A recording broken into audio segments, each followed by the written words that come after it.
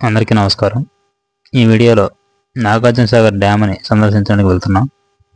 Nagarjunasagar dam అనేది తెలంగాణలోని నల్గొండ జిల్లా మరియు ఆంధ్రప్రదేశ్లోని పల్నాడు జిల్లాల మధ్య సరిహద్దులో ఉన్నటువంటి నాగార్జునసాగర్ వద్ద కృష్ణానదికి అడ్డంగా నిర్మించిన ఒక రాతి ఆనకట్ట. ఈ డ్యామ్ నల్గొండ నుండి 65 కిలోమీటర్ల దూరంలో, గుంటూరు నుంచి 146 కిలోమీటర్ల దూరంలో, అదేవిధంగా మాచర్ల నుండి 20 కిలోమీటర్ల దూరంలో ఉంటుంది. ఈ నాగార్జునసాగర్ డ్యామ్ ఉన్న ఈ ప్రాంతాన్ని అంతటిని కూడా విజయపురిగా పిలుస్తూ ఉంటారు. దీన్ని ఆంధ్రప్రదేశ్లో దక్షిణ విజయపురిగా, అదేవిధంగా తెలంగాణలో ఉత్తర విజయపురిగా పిలుస్తూ ఉంటారు.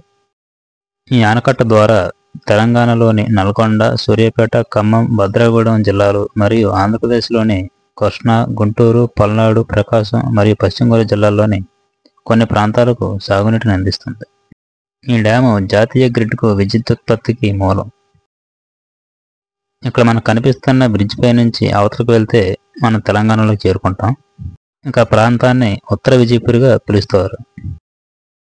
1955-67 మధ్య నిర్మించబడిన ఈ ఆనకట్ట 11.472 బిలియన్ క్యూబిక్ మీటర్ల స్థూల నిల్వ సామర్థ్యంతో నీటి జలాశయాన్ని సృష్టించింది.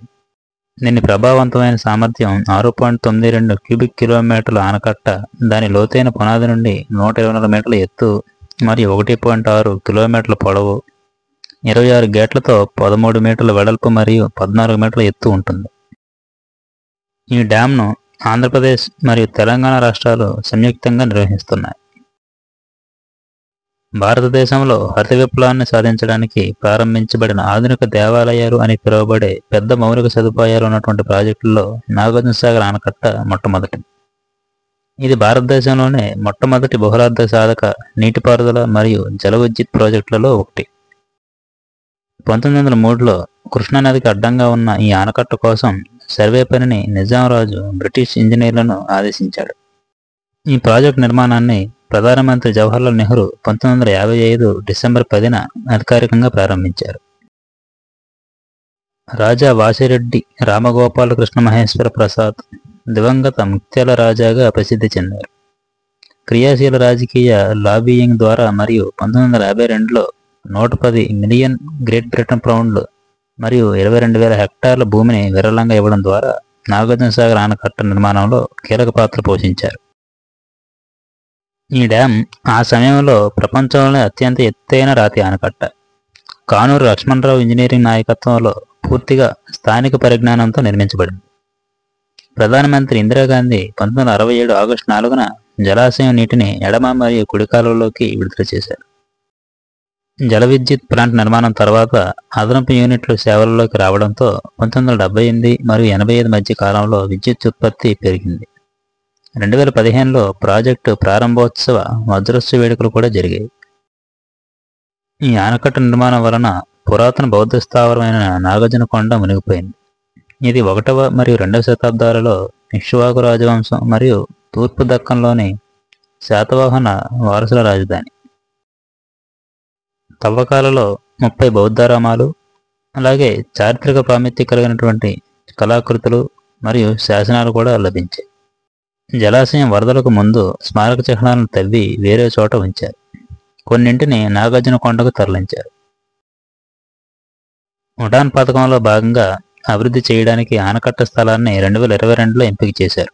ఈ ఎంపికలో భాగంగా ఈ ప్రదేశంలో నీటి విమర్శనాన్ని అభివృద్ధి చేయాల్సి ఉంది.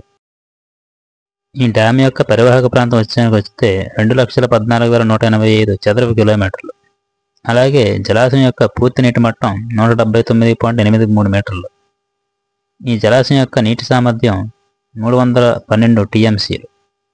అలాగే రాతి ఆనకట్ట యొక్క స్పిల్వే అంటే 471 మీటర్లు. దాని యొక్క గరిష్ట ఎత్తు 125 మీటర్లు.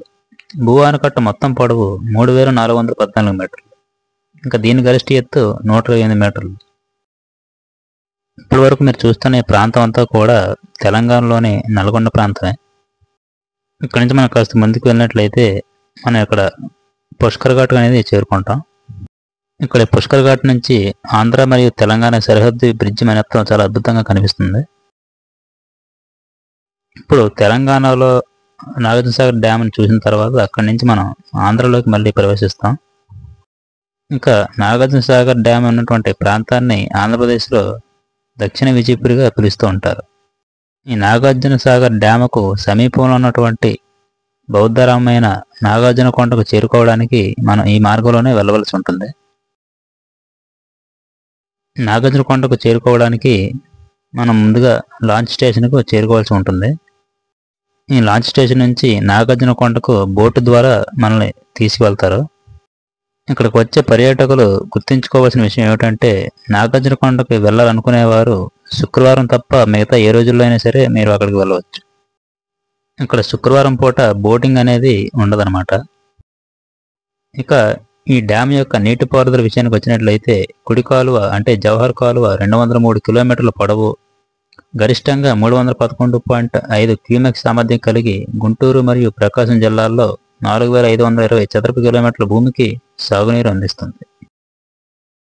అదేవిధంగా ఎడవ కాలువ లాల్ బహదూర్ శాస్త్రి కాలువ అనమాట, 179 కిలోమీటర్ల పొడవు, గరిష్టంగా 311.5 క్యూమెక్ సామర్థ్యం కలిగి నల్గొండ, సూర్యాపేట, కృష్ణా, పశ్చిమ గోదావరి, ఖమ్మం జిల్లాల్లో 4080 చదరపు కిలోమీటర్ల భూమికి సాగునీరు అందిస్తుంది.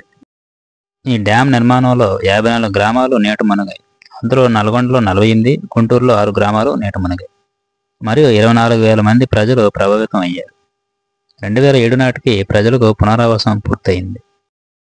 ఈ జల విద్యుత్ కేంద్రం 8 యూనిట్లతో 815 మెగావాట్ల విద్యుత్ ఉత్పత్తి సామర్థ్యాన్ని కలిగి ఉంది.